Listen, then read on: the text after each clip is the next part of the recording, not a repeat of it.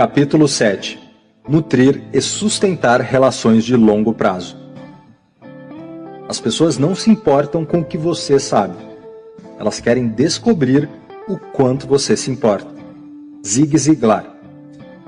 Todas as relações de longo prazo começam como relações de curto prazo e se desenvolvem como todas as amizades, através de entendimento e da utilização de todas as ferramentas para construir e sustentar a conexão.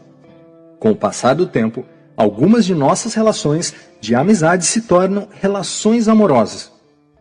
Quando uma relação amadurece até se tornar uma interação de amor, um novo foco comportamental é necessário para manter a paixão e a parceria intactas e intensas.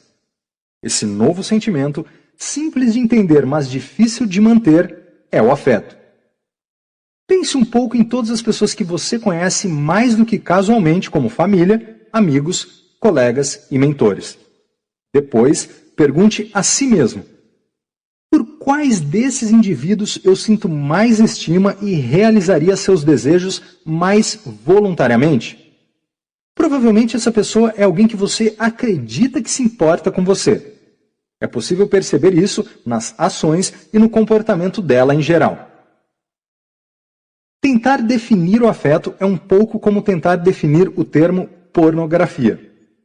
Quando o juiz da Suprema Corte precisou definir esse termo, ele respondeu: não posso definir, mas posso reconhecer quando vir. Isso também acontece com o afeto. Tentar definir com palavras a essência desse sentimento é quase impossível, mas podemos reconhecê-lo imediatamente quando estamos diante dele. Afeto diz respeito ao coração, não à mente.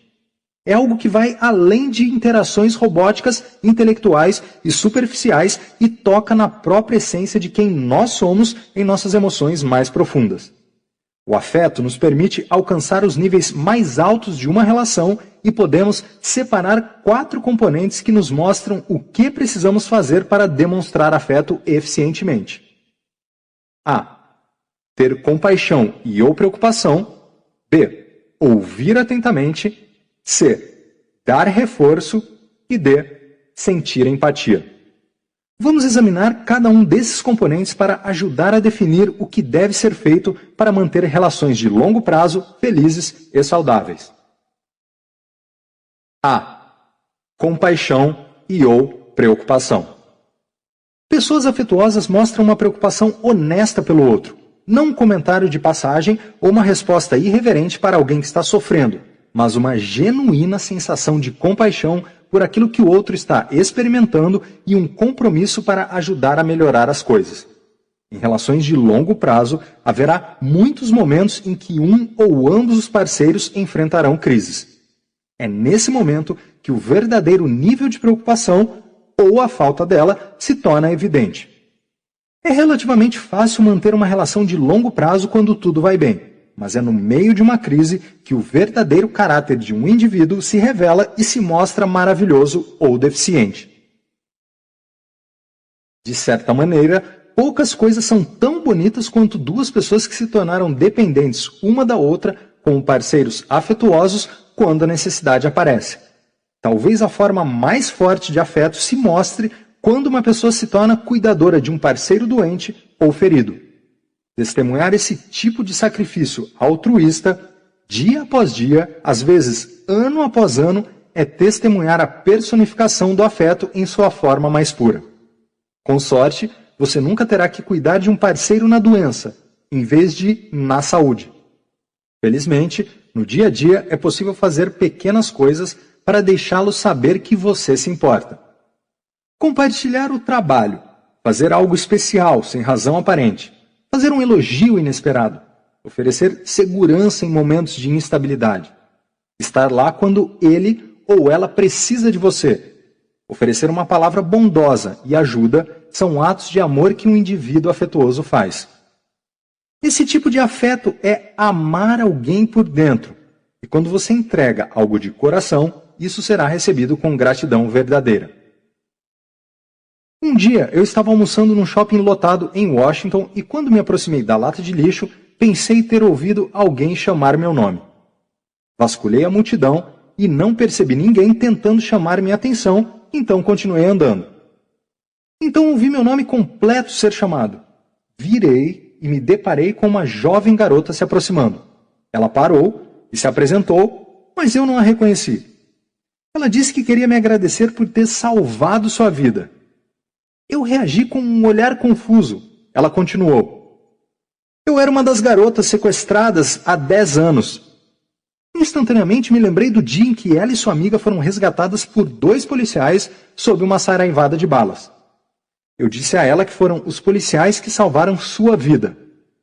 Ela reconheceu que os policiais a resgataram do sequestrador, mas fui eu quem salvou sua vida. Como assim? Perguntei. Eu estava emocionalmente muito abalada, ela disse. Sua bondade e compaixão deram início ao meu processo de cura. Eu me lembro de ter sido destacado para o caso. Meu supervisor me indicou para entrevistá-la depois de solta. Demorou 1 mês para que ela se acalmasse o bastante para conseguir contar o que tinha se passado sem que caísse em lágrimas. Passei 1 hora por dia apenas deixando ela falar. Declarações empáticas foram cruciais. Nós raramente discutimos o sequestro em si, mas com o tempo consegui conduzir uma entrevista detalhada com a vítima, que na época tinha apenas 14 anos. Completei a entrevista e nunca mais vi a garota, nem pensei mais sobre o caso, mas ela se lembrava. Você pode ter se esquecido de mim, ela disse, mas eu sempre me lembrarei da sua bondade. Não sei se teria me recuperado sem a sua ajuda. Agradeci e disse que estava apenas fazendo meu trabalho. Deixei minha bandeja no balcão e nos despedimos. Naquele dia, entendi que nossas palavras, das quais geralmente nos esquecemos, podem causar um profundo impacto no ouvinte por um longo tempo. B. Ouvir atentamente. Ouvir atentamente significa usar dicas verbais e não verbais somadas a declarações empáticas quando a outra pessoa está falando. Algumas das sugestões do capítulo 5, que envolvem ouvir atentamente, recebem uma importância maior nas relações de longo prazo, quando anos de comunicação com o mesmo indivíduo podem nos dar um melhor entendimento de como reforçar ou enfraquecer as ligações pessoais. Em relações de longo prazo, a comunicação é a chave para sustentar ou drenar os sentimentos que temos em relação ao outro. Trocas abertas e honestas entre parceiros de longo prazo criam confiança, demonstram uma atitude afetuosa e fornecem informações vitais sobre a saúde da relação. Se desde o começo da relação você for um proponente e praticante do ato de ouvir atentamente, terá uma grande vantagem com o passar do tempo. Isso acontece porque haverá um entendimento muito melhor das necessidades particulares do seu parceiro, interesses, personalidade, desejos, medo e assuntos a explorar ou a evitar. Sem ouvir atentamente, alguns casais que estiveram juntos por décadas podem não ter literalmente nenhuma ideia de como seus parceiros realmente se sentem ou o que desejam. Isso acontece porque não prestaram atenção àquilo que estava sendo dito. Pode ser difícil de acreditar, mas isso acontece, infelizmente, muito mais do que as pessoas gostariam de admitir. Ouvir atentamente permite uma conexão aberta de 2 vias. A troca de informações é facilitada ao se falar e ouvir atentamente. Um dos maiores benefícios do ato de ouvir atentamente numa relação de longo prazo é a habilidade de refinar a forma como você cuida do seu parceiro. Enquanto numa relação nova, a chance de dizer algo errado é uma possibilidade real, esses erros conversacionais devem diminuir drasticamente, até mesmo desaparecer, com o amadurecimento da relação e quando os parceiros passam a se conhecer melhor. Qualquer indivíduo que já escutou atentamente seu parceiro de longa data sabe muito bem que palavras e assuntos deve evitar. Uma pessoa afetuosa usa essa informação para fortalecer a relação. Por outro lado, esse conhecimento pode ser usado para enfraquecer ou mesmo destruir relações. Isso ocorre frequentemente durante brigas, quando um dos parceiros toca de propósito em algum ponto sensível, aumentando assim o conflito e infligindo dor emocional ao outro. Uma estratégia muito ruim, mesmo se a pessoa estiver muito brava ou se for um modo de vencer uma discussão. O problema é que muito tempo depois de a discussão terminar, o resultado emocional não irá desaparecer tão facilmente. Embora possa ser tentador usar informações que você sabe serem úteis para vencer um conflito ou machucar durante uma briga, não faça isso se o seu parceiro considerar que trazer à tona essa informação seja passar dos limites. Resista à tentação de soltar os cachorros. Com o tempo, se um dos parceiros insistir em detonar palavras explosivas, tocar em pontos sensíveis ou assuntos considerados além do limite, a relação poderá entrar em colapso por isso. Fique longe do botão explosivo. Seja um bom ouvinte. Não apenas você será visto como mais afetuoso, como também alcançará um melhor entendimento do seu parceiro e reforçará a relação. Aqui vão algumas dicas adicionais para ouvir com mais eficácia. Deixe seu parceiro terminar o que estava dizendo antes de começar a falar. Discussões importantes merecem um lugar apropriado no qual os parceiros podem se ouvir facilmente. Não converse sobre finanças ou eventos importantes num restaurante lotado e barulhento. Não fique pensando naquilo que você vai dizer enquanto seu parceiro está falando. Concentre-se nas palavras dele, não em seus próprios pensamentos. Se o seu parceiro for introvertido e não gostar de falar, faça acenos de cabeça e emita dicas verbais para encorajá-lo a falar. Ver capítulo 5. Observe seu parceiro enquanto ele fala. A comunicação é uma troca não verbal, assim como verbal. Além disso, ao prestar atenção em seu parceiro, ele provavelmente enxergará você como sinceramente interessado naquilo que está dizendo. Esteja preparado para elogiar seu parceiro quando ele apresentar um bom argumento ou sugestão. Quando ouvir algo de que não gosta ou com que não concorda, não responda imediatamente nem entre na defensiva. Pense um pouco sobre a observação, procurando por alguma verdade ou, ao menos, tente chegar a um meio termo que irá satisfazer os dois. Se o seu parceiro está claramente errado em alguma situação, tente ajudá-lo a encontrar uma maneira de graciosamente admitir o erro e manter sua dignidade. Você pode até sugerir um tempo se sentir que a conversa está se tornando um confronto aberto. C. Reforço. O ato de reforçar consiste no uso de recompensas e punições impostas por um indivíduo a outro numa relação. Aqui vão alguns erros que você não deve cometer quando lidar com seu parceiro. 1.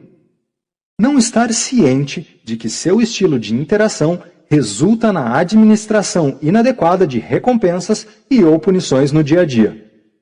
Algumas pessoas, quando se envolvem em relações de longo prazo, exibem padrões de reforço com seu parceiro que não favorecem a satisfação na relação. Existem 3 tipos de indivíduos que usam reforço inadequadamente. O parceiro negativista. Seu lema: enfatizar o negativo e ignorar o positivo. Sua crença: que crédito você merece por fazer algo certo? Esse é o seu trabalho. Sua abordagem comportamental em relação ao parceiro: punição e sentimentos negativos. Parceiros negativistas parecem mestres no comportamento "viu? Eu avisei" quando você está errado e "eu não enxergo você" quando está certo. A pessoa que vive com um negativista geralmente faz o seguinte comentário: o único momento em que ouço meu parceiro falando comigo é quando faço algo errado.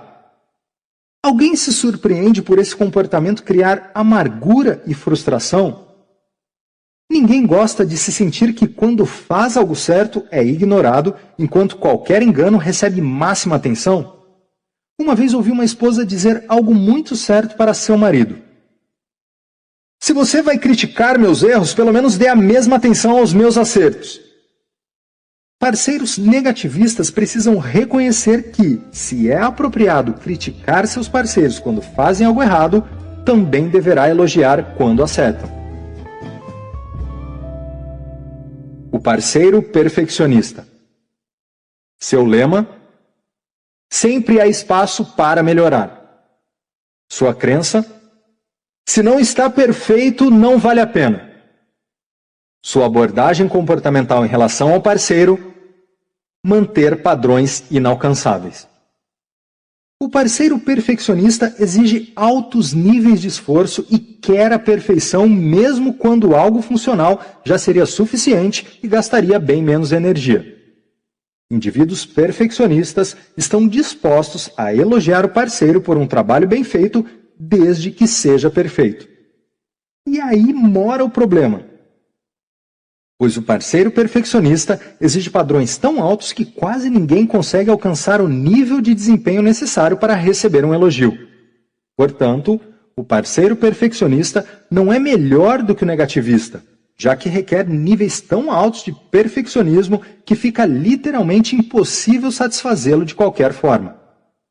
A melhor maneira para um perfeccionista modificar suas demandas impossíveis é baixar seus padrões para um nível razoável que valorize a competência e não exija um desempenho comportamental praticamente inalcançável. Parceiros perfeccionistas deveriam entender que a quantidade de tempo e esforço necessários para transformar desempenhos competentes em desempenhos perfeitos raramente vale a pena. O parceiro sádico. Seu lema: um erro apaga todos os acertos. Sua crença: errar é humano, pagar pelo erro é divino. Sua abordagem comportamental em relação ao parceiro: total desequilíbrio entre recompensar um bom desempenho e punir erros e enganos. Parceiros sádicos ganham sua alcunha porque nos lembram de crianças travessas que arrancam as asas de uma borboleta. Na superfície, parecem bondosos. Elogiam e reconhecem seus parceiros regularmente. Mas espere, esses indivíduos possuem um jeito único e irreal de equilibrar os elogios e as críticas quando se trata de lidar com seus parceiros. É assim que operam. Seus parceiros podem acumular quantos elogios merecerem, mas se fizerem algo de errado, esse único engano apaga todo ou quase todo elogio que receberam antes. Ao parceiro sádico que quer mudar para melhor, você deve reconhecer um nível de equidade entre o peso do comportamento bom e o não tão bom do seu parceiro e o reconhecimento de que incidentes acumulados de comportamento positivo não deveriam se tornar sem valor por causa de um incidente negativo. 2. Não prestar atenção positiva suficiente ao seu parceiro. Uma das tristes realidades de relacionamentos de longo prazo é a tendência natural dos parceiros de perder um pouco da paixão que os fazia cobrir um ao outro com atenção, elogios e pequenas ações de afeto durante os primeiros estágios da relação. Isso é uma pena, pois seres humanos nunca perdem a necessidade de atenção positiva. A sensação de que alguém próximo nos aprecia, está disposto a mostrar isso fazendo pequenos atos de bondade e oferecendo elogios regularmente é crucial para a saúde e robustez de relações de longo prazo.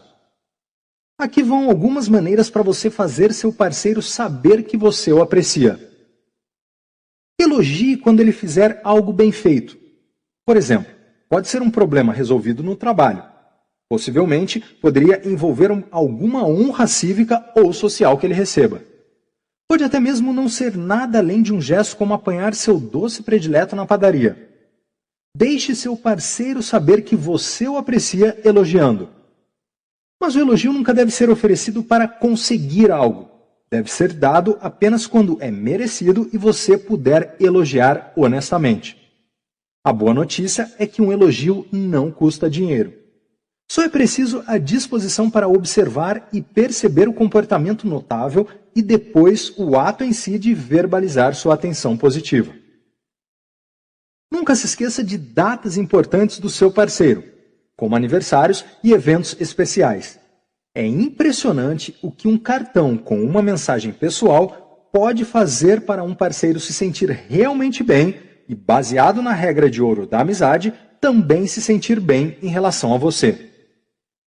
Encoraje seu parceiro a participar das decisões que você toma, principalmente grandes decisões que afetarão seu planejamento financeiro, grandes compras, mudanças ocupacionais ou de moradia e questões de saúde.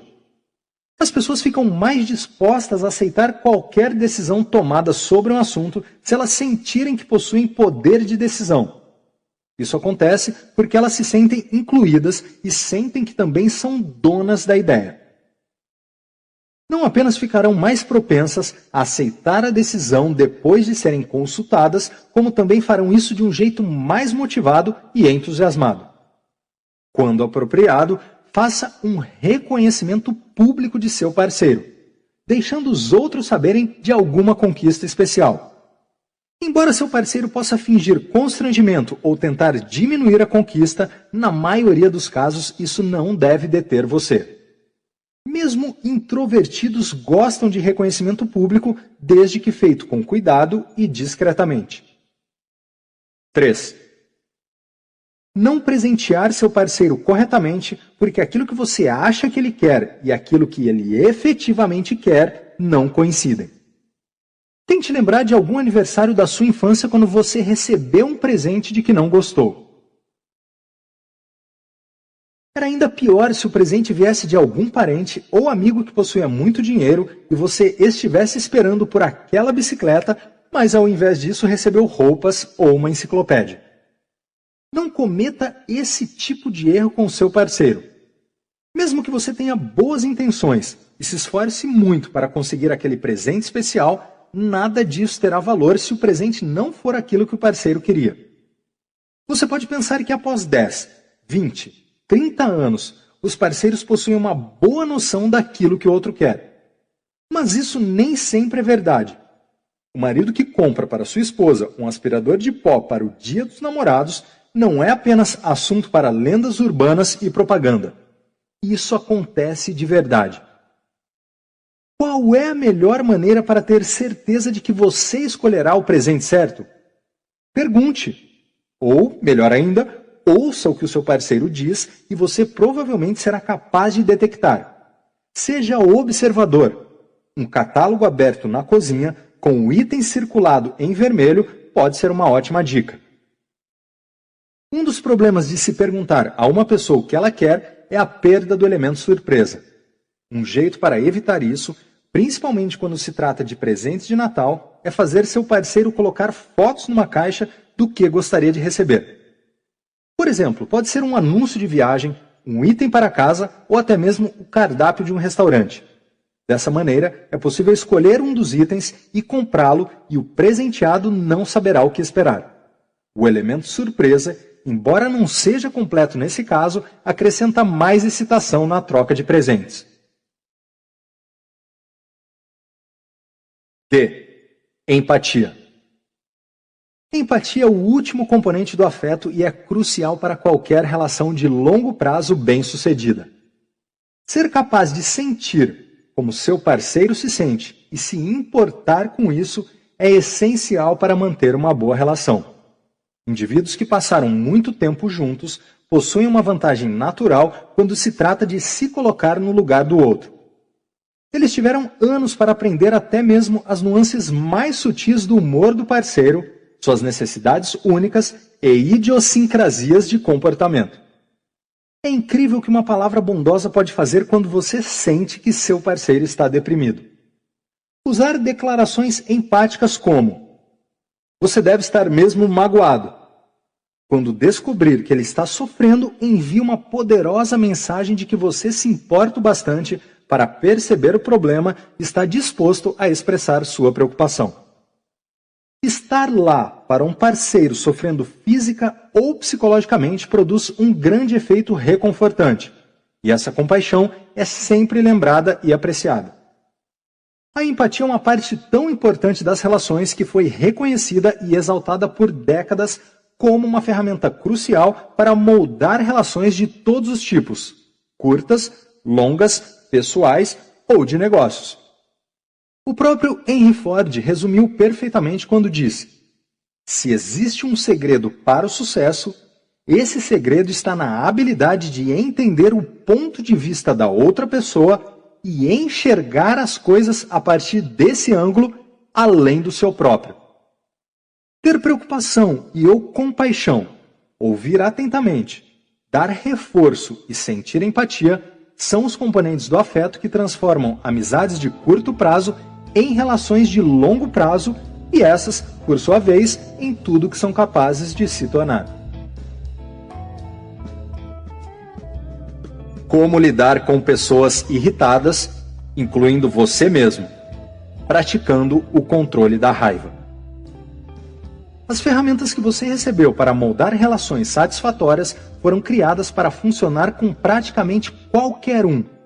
Não, psicopatas não estão incluídos. Isso não significa que a relação será sempre totalmente satisfatória e desprovida de conflitos.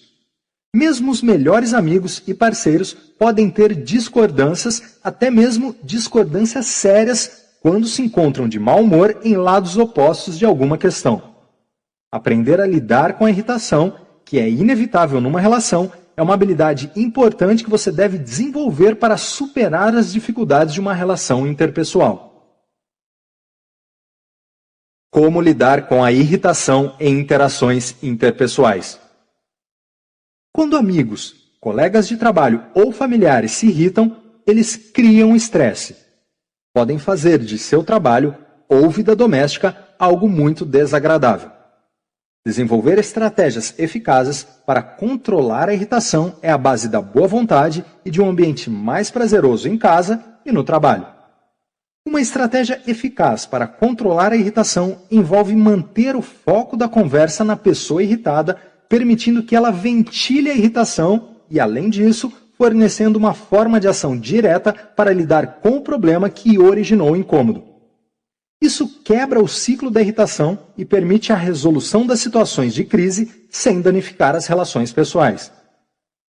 As pessoas gostarão mais de você como resultado da sua maneira de lidar com a crise, pois, no fim, você fará a pessoa irritada se sentir melhor ao reduzir seu estresse e, igualmente importante, o seu também. Aqui vão algumas dicas para lidar com a irritação da melhor maneira possível. Não discuta com pessoas irritadas porque elas não estão pensando logicamente. A irritação dispara a reação lutar ou fugir que prepara o corpo mental e fisicamente para sobreviver. Durante essa reação, o corpo automaticamente responde a uma ameaça sem pensar conscientemente. Com o aumento da ameaça, a habilidade da pessoa de raciocinar diminui. Pessoas irritadas experimentam o mesmo fenômeno, pois a raiva é uma reação a uma ameaça real ou percebida. Pessoas irritadas falam e agem sem pensar. O nível do comprometimento cognitivo depende da intensidade da raiva. Quanto mais irritação, menor será a capacidade de processar informações logicamente. Indivíduos irritados não aceitam soluções quando estão bravos, pois sua habilidade de pensar logicamente fica comprometida. O corpo requer 20 minutos para voltar ao normal depois de disparar a reação de luta ou fuga. Em outras palavras, pessoas irritadas precisam de tempo para se acalmar antes de poderem pensar claramente. Elas não conseguem compreender com clareza qualquer explicação, solução ou opção até que voltem a pensar logicamente. Permitir esse período de recuperação é crucial para qualquer estratégia de gestão da raiva. A primeira estratégia para quebrar o ciclo: nunca tentar discutir racionalmente com pessoas irritadas. A raiva precisa ser ventilada antes de se oferecer soluções para os problemas. Quando confrontar um indivíduo irritado, é muito importante esperar um tempo para que ele esfrie a cabeça. Um escritor sugere que quando lidar com um amigo irritado, você deve sair para a varanda. Isso é um outro modo de indicar que você precisa se afastar do fogo e deixar as coisas esfriarem um pouco antes de voltar para as chamas. Em muitos casos, oferecer uma explicação simples pode acalmar a raiva. As pessoas querem sentir que estão no controle. Pessoas irritadas buscam por alguma ordem num mundo que não faz mais sentido.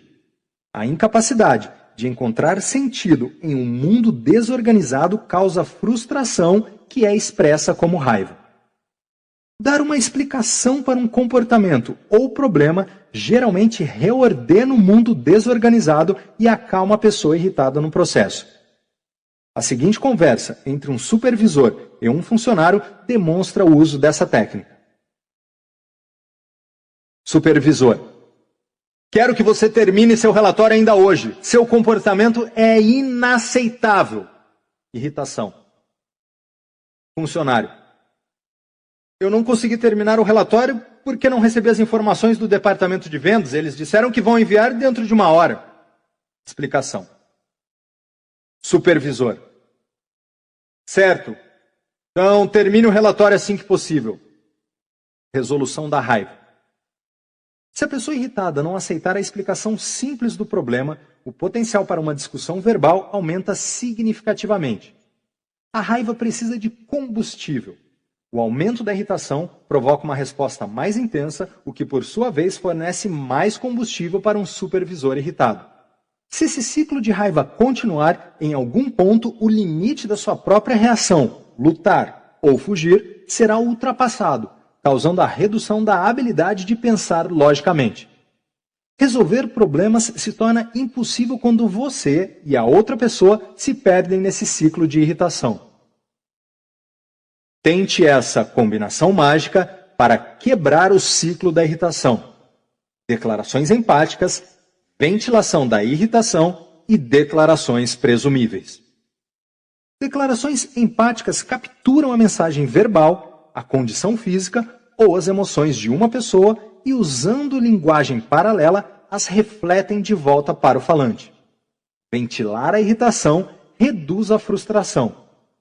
Uma vez que a pessoa irritada ganha uma chance de ventilar sua raiva, ela se torna mais aberta a soluções, pois consegue pensar mais claramente. Declarações presumíveis direcionam a pessoa irritada a realizar uma ação que leva à resolução do conflito. Elas podem ser criadas de tal modo que indivíduos irritados tenham dificuldade para não seguir a ação direcionada. O seguinte diálogo demonstra essa abordagem para quebrar o ciclo da irritação. Supervisor: quero que você termine seu relatório ainda hoje. Seu comportamento é inaceitável. Irritação. Funcionário: eu não consegui terminar o relatório porque não recebi as informações do departamento de vendas. Eles disseram que vão enviar dentro de 1 hora. Explicação. Supervisor: isso não é desculpa. Você deveria ter buscado a informação no departamento de vendas. Você sabia como era importante terminar o relatório hoje? Eu tenho uma reunião com o cliente hoje à tarde, eu não sei o que fazer. Rejeição da explicação. Funcionário: você está irritado porque o cliente está esperando o relatório ainda hoje. Declaração empática. Supervisor: sim, você está danificando minha reputação. Ventilando. Funcionário: você está desapontado porque esperava que eu tivesse o relatório já pronto. Declaração empática. Supervisor: exatamente. Ombros relaxam, junto com um longo suspiro, ventilação completa. Funcionário: vou apanhar a informação agora e terminar o relatório antes do seu encontro com o cliente. Declaração presumível. Supervisor: certo. Veja o que pode fazer. Resolução da raiva. Um olhar atento de como a combinação mágica funciona para quebrar o ciclo da irritação. Declarações empáticas. Para quebrar o ciclo da irritação, as declarações empáticas são inestimáveis. Quando uma pessoa irritada ouve pela primeira vez uma declaração empática, ela pode ficar confusa e surpresa. Quando não é esperada, esse tipo de declaração pode inicialmente causar suspeita, mas quando é mantida, fica difícil não apreciar a preocupação que representa. E a empatia, rapidamente, leva à confiança. Quanto mais empatia mostrar, mais você entenderá o que a pessoa está pensando sobre aquilo que está dizendo. Como consequência, você poderá modificar sua fala se perceber que a abordagem inicial não está funcionando. A questão é, como fazer isso? Como mostrar empatia de um jeito eficaz? Como saber o que a outra pessoa está sentindo? O que você precisa observar é o seguinte: 1. O que a pessoa diz. 2. Como ela diz. 3. O que ela faz. Se você quiser direcionar uma pessoa para uma solução, detectar seu estado emocional é o primeiro passo. Quando puder sentir suas emoções, você poderá usar isso para movê-la na direção desejada. O segredo para perceber os sentimentos de uma pessoa é prestar atenção às mudanças verbais e não verbais em resposta a eventos externos. Se você disser, como você está? E os cantos da boca do interlocutor dobrarem para baixo e ele baixar o tom de voz, então você saberá que nem tudo está bem. Quanto melhor você puder perceber as mudanças em dicas verbais e não verbais, maior será sua potencial habilidade para mostrar empatia. Observe as pequenas mudanças no rosto. Tente detectar a tensão na voz e a ênfase em palavras específicas. Fique atento a palavras emocionais. Para evitar ficar sobrecarregado com as emoções de outra pessoa, aprenda a entrar e sair da identificação que faz você sentir o que o outro sente. Entre, teste a temperatura, depois saia para um lugar onde você possa pensar mais racionalmente. Se você estiver seguro, pode ser uma boa ideia refletir aquilo que você está sentindo das emoções do outro para checar se entendeu direito. Afinal de contas, o único que pode confirmar a empatia é a pessoa cujas emoções estão sendo vasculhadas. Refletir possui um efeito que igualmente leva o outro a apreciar sua preocupação e, portanto, a aumentar a confiança em você. Para pessoas que não estão irritadas, declarações empáticas podem parecer condescendentes, mas esse não é o caso com quem está irritado por duas razões. Primeiro, a reação de luta ou fuga está acionada, e pessoas irritadas não conseguem pensar racionalmente. E nesse caso, declarações empáticas não fogem do comportamento normal humano e, se forem construídas adequadamente, não serão detectadas. Segundo, as pessoas naturalmente pensam que os outros devem ouvir o que elas têm a dizer e entender seu ponto de vista, principalmente quando estão irritadas. A chave para formular declarações empáticas eficazes é identificar a razão da raiva. Simplesmente dizer, então você está irritado? É uma declaração empática, mas está apontando o óbvio e pode soar condescendente, o que iria alimentar a irritação. Lembro-me de um momento em minha carreira do FBI em que fui destacado para viajar extensivamente. Tínhamos 3 filhos pequenos na época, um bebê e 2 crianças. Numa viagem em particular, fiquei 2 semanas fora. Quando abri a porta anunciando minha chegada, esperava um abraço caloroso e um beijo de minha esposa. Isso não aconteceu. Em vez disso, ela me recebeu dizendo, já era hora de você chegar, estou ficando louca sozinha aqui com 3 crianças. Eu poderia usar uma declaração empática simples do tipo, então você está irritada, mas isso não teria bons resultados. Optei por usar, então, uma declaração sofisticada que reconhecia a raiz da irritação. Disse, você está se sentindo sobrecarregada porque eu não estava em casa para ajudar as crianças. Acertei um ponto sensível. Ela ventilou a irritação. Eu geralmente saio todas as quartas-feiras com minhas amigas para descansar um pouco das crianças e conversar com outros adultos. Eu poderia ter usado uma declaração simples como, você sente falta de sair com as amigas. Mas, novamente, isso não seria suficiente. Em vez disso, usei outra declaração empática sofisticada que abordava a raiz da irritação. Disse, você valoriza o tempo que passa com suas amigas porque isso dá uma chance para descansar do trabalho com as crianças. A irritação é apenas o sintoma de um problema latente. Declarações empáticas devem ser direcionadas a esse problema. Expor a causa real da irritação irá promover a ventilação, que pode ser controlada com declarações empáticas eficazes. Ventilando a irritação. Ventilar a irritação é um componente crucial para quebrar seu ciclo, porque reduz a frustração. Declarações empáticas retratam o alvo da irritação como algo não ameaçador, o que reduz o impacto da reação luta ou fuga da pessoa irritada. Uma vez que ventila sua frustração, ela se torna mais aberta a soluções porque consegue pensar mais claramente. Ventilar a irritação não é um evento único, mas uma série de eventos. A ventilação inicial é geralmente a mais forte, pois permite que a pessoa irritada queime a maior parte da irritação logo no começo da interação. Ventilações subsequentes se tornam cada vez menos intensas, a menos que a irritação volte a ser alimentada. Uma pausa natural ocorre após cada ventilação. Durante essa pausa, você deve formular uma declaração empática. Uma vez que declarações empáticas encorajam a ventilação, a pessoa irritada provavelmente continuará ventilando, embora com menos intensidade. Após a pausa natural seguinte, você deve formular outra declaração empática.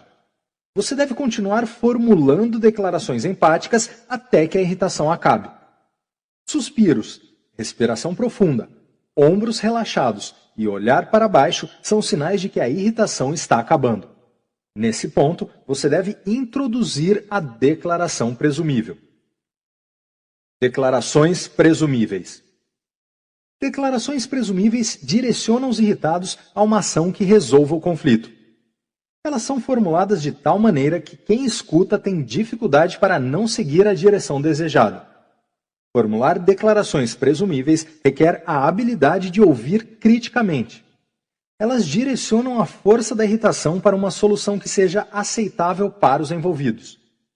Vamos voltar para a minha chegada constrangedora em casa. Depois de uma série de declarações empáticas, a irritação da minha esposa se esgotou. Ela soltou um grande suspiro e seus ombros relaxaram. A raiva havia passado. Agora era o momento de apresentar declarações presumíveis para direcioná-la a uma ação que traria uma resolução. Formulei a seguinte declaração: o que você acha de eu levar as crianças para a casa da minha mãe para que nós possamos ir a um restaurante? Você merece. Minha esposa teria dificuldade para negar a ação apresentada. Se rejeitasse minha oferta, teria que admitir que não merecia ir a um restaurante, que não se sentia sobrecarregada e que não precisava de um descanso das crianças. Usando essa técnica, eu efetivamente resolvi uma situação que poderia facilmente ter se transformado numa grande discussão, o que deixaria a ambos irritados e frustrados. Se uma pessoa irritada rejeitar a declaração presumível, você deve recomeçar a quebrar o ciclo da irritação com uma nova declaração empática. Se minha esposa tivesse rejeitado minha oferta, nossa conversa poderia prosseguir desse jeito.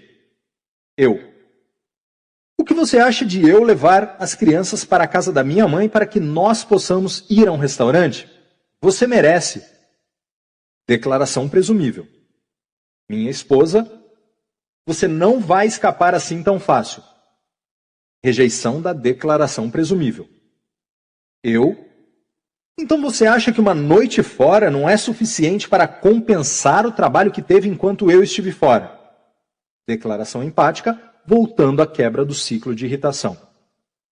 A rejeição da declaração presumível geralmente indica que a pessoa não ventilou completamente a raiva. Voltar à quebra do ciclo da irritação permite que ela ventile qualquer irritação residual. Algumas pessoas possuem uma raiva profundamente enraizada que pode nunca ser resolvida. Nesses casos, o melhor a fazer é concordar que não há consenso, ou vocês dois podem combinar não mais tocar no assunto sensível. Essas resoluções possíveis produzem limites para a sua relação sem precisar terminá-la abruptamente. O ciclo da irritação pode ser usado em quase todas as situações em que você confronta alguém irritado. A seguinte conversa entre um oficial da alfândega e um visitante estrangeiro ilustra o uso do ciclo da irritação para resolver uma disputa. Oficial da alfândega. Madame, a senhora não pode trazer terra para este país. Visitante. Isso é terra sagrada de um território santo. Não vou jogar fora. Oficial da alfândega. Então você não quer se livrar da terra porque ela é especial para você. Declaração empática. Visitante. É claro, é especial. É um solo abençoado, mantém os maus espíritos longe de você e protege de doenças. Eu não vou jogar fora e você não pode me obrigar. Ventilando. Oficial da alfândega. Essa terra mantém os maus espíritos longe e mantém a saúde. Declaração empática. Visitante. Não adoeci desde que ganhei a terra. Eu realmente preciso dela. Ventilando. Oficial da alfândega. A saúde é muito importante para você, então. Declaração empática. Visitante. Sim. Um suspiro acompanhado do relaxamento dos ombros. Oficial da alfândega. Vamos trabalhar juntos para alcançar uma solução para este problema. Declaração presumível. Você gostaria disso? A visitante não pode dizer não sem parecer irracional. Visitante. É claro. Oficial da alfândega. A norma diz que você não pode trazer terra para dentro do país porque os micróbios nessa terra podem infestar plantações. Explicação. Tenho certeza de que você não quer ser responsável por fazer milhões de pessoas doentes, não é? Declaração presumível. A visitante não pode dizer sim sem parecer irracional. Oficial da alfândega. Entregue a terra e você poderá começar sua visita aos Estados Unidos. Visitante. Se preciso mesmo, então vou entregar. Obediência voluntária. Retornando ao ciclo da irritação. No caso do visitante continuar irritado e não entregar voluntariamente a terra, o oficial da alfândega deveria retornar ao ciclo da irritação numa tentativa de quebrá-lo. A seguinte conversa demonstra isso. Oficial da alfândega. Entregue a terra e você poderá começar sua visita aos Estados Unidos. Visitante. Não, minha terra não está contaminada. Eu tenho que ficar com ela. Oficial da alfândega. Você realmente quer ficar com a terra. Declaração empática. Visitante. Eu quero minha terra. Posso ao menos ficar com uma colherada? Movimento em direção a uma obediência voluntária. Oficial da alfândega. Você está tentando encontrar uma maneira de ao menos entrar com um pouco da terra no país. Declaração empática. Visitante. Sim, é claro. Posso ficar com ao menos uma colherada? Isso com certeza não machucará ninguém. Movimento em direção a uma obediência voluntária. Oficial da alfândega. Mesmo a menor quantidade de terra pode causar um grande dano a uma plantação. Explicação. Entregue a terra e você poderá começar sua visita aos Estados Unidos. Declaração presumível. Visitante. Certo. Se preciso mesmo, vou entregar. Eu realmente não quero causar problemas. Obediência voluntária. Se a volta ao ciclo da irritação não produzir a obediência voluntária, o oficial da alfândega deveria produzir duas opções, então deixar o interlocutor escolher uma delas. Dar duas opções a uma pessoa irritada cria a ilusão de que ela possui o controle da situação. A seguinte conversa ilustra essa técnica. Visitante. Eu me recuso a entregar minha terra. Oficial da alfândega. Você parece muito decidida a ficar com a terra. Declaração empática. A norma diz que você não pode entrar no país carregando a terra. Você então terá que tomar uma decisão. A primeira é desistir da terra e entrar no país. A segunda opção é ficar com a terra e não receber permissão para entrar no país. Apresenta duas opções. A decisão é sua. O que acontecerá agora depende de você. Escolha a opção que você preferir, criando a ilusão de que o visitante está no controle. Visitante. Não tenho escolha real porque quero entrar no país. Você pode ficar com minha terra. Obediência voluntária. Oficial da alfândega, você tomou a decisão certa. Bem-vinda à América. Em cada um dos cenários, o oficial manteve a ilusão de que a visitante estava no controle da situação, mas na realidade a direcionou passo a passo para a obediência voluntária. Algumas pessoas sentem que estão cedendo sua autoridade quando usam técnicas de obediência que sutilmente influenciam ao invés de intimidar. Ganhar a obediência voluntária pela quebra do ciclo da irritação não apenas incrementa sua autoridade, como também reduz a chance de que a interação se deteriore e o interlocutor irritado se torne ainda menos obediente. Através da quebra do ciclo da irritação, existe uma boa chance de que ele aceite a decisão que você queria que ele tomasse e, ao mesmo tempo, sinta que você o tratou com respeito. Esse é o melhor resultado para esse tipo de confronto. Quando a relação se deteriora, mesmo após sua tentativa de salvá-la. Se você utilizar as ferramentas descritas neste livro para estabelecer e manter relações saudáveis e felizes, você certamente terá sucesso na maioria das vezes. Mas e se, mesmo após seus melhores esforços, uma relação curta ou longa começar a naufragar? O que fazer? Principalmente interações de longo prazo, nas quais uma significativa quantidade de tempo e comprometimento foram investidos, seria de se esperar que não fossem casualmente descartadas nos primeiros sinais de desgaste. E, de fato, geralmente não são. A maioria dos indivíduos entra em casamentos e em outras formas de relações de longo prazo com a intenção de ficar indefinidamente. Sim, existem momentos em que mesmo os parceiros mais bem-intencionados e responsáveis acham difícil, quase impossível permanecer numa relação de longo prazo. Por quê?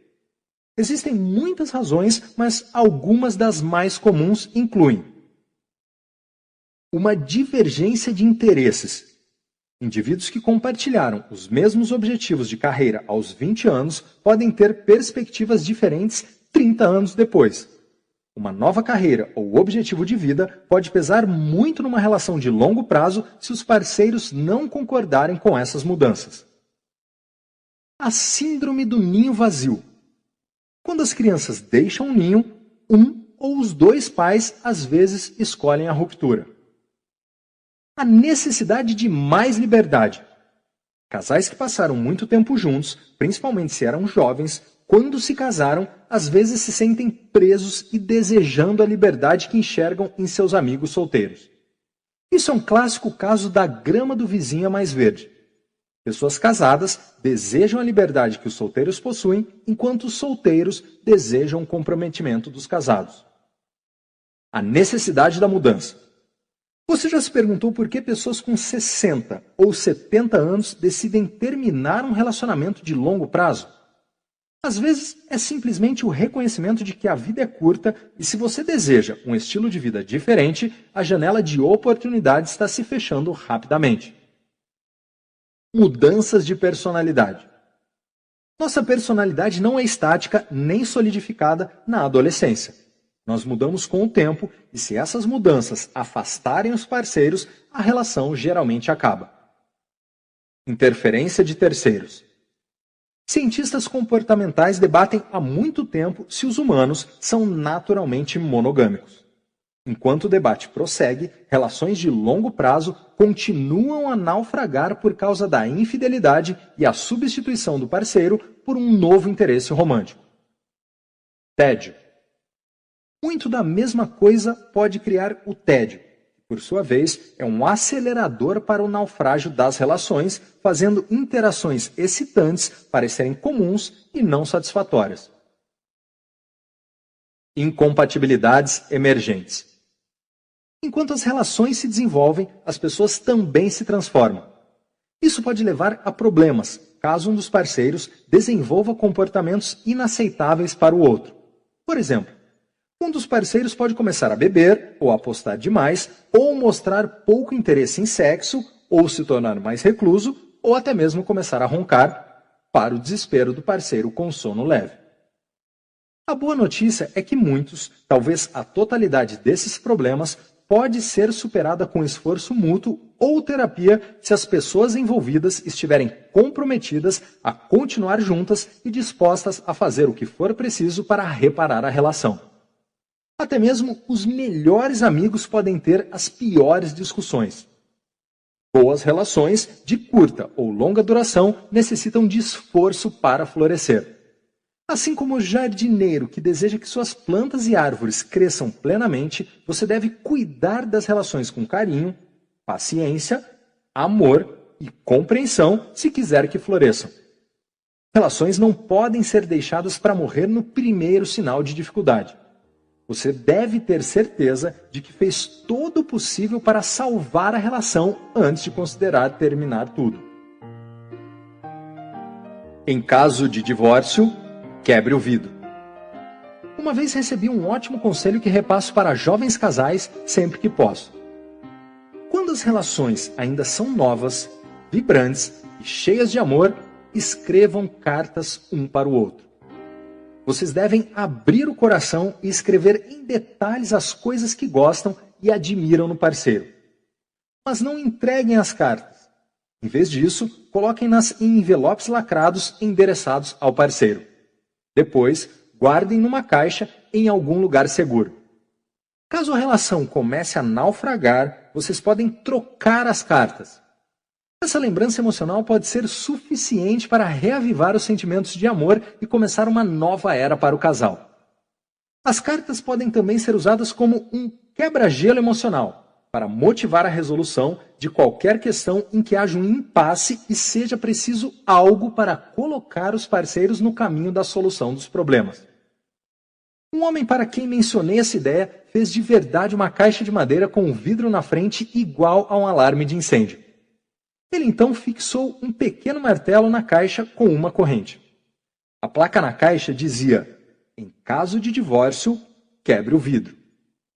As cartas na caixa serviam como uma constante lembrança ao casal das razões para gostarem e admirarem um ao outro. No meio de uma briga ou discussão, eles podiam comentar: chegou a hora de quebrar o vidro? Essa lembrança, nada sutil, rapidamente diminuía a tensão e os ajudava a resolver o conflito com sucesso.